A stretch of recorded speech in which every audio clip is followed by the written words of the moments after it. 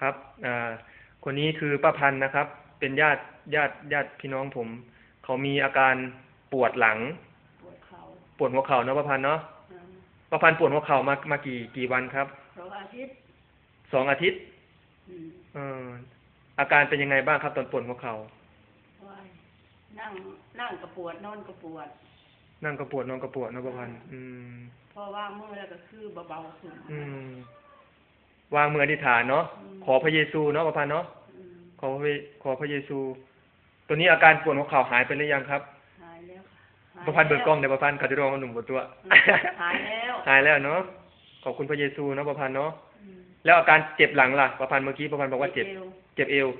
ตัวนี้เป็นไงเบาลงเบาลงเบาลงเนาะถือว่าหายไหมหลังประพันธ์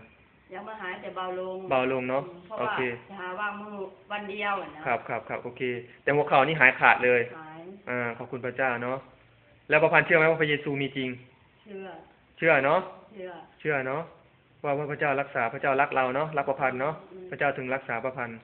ไม่ใช่ความสามารถของเราแต่มาจากพระเจ้าเนาะประพันธ์เนาะครับสรรเสริญพระเจ้าหน่อยประพันธ์สรรเสริญพระเยซูเลยสรรเสริญพระเจ้าส่งเสริมพระเจ้าสรรเสริญพระเจ้าเนาะส่งเสริมพระเจ้าครับ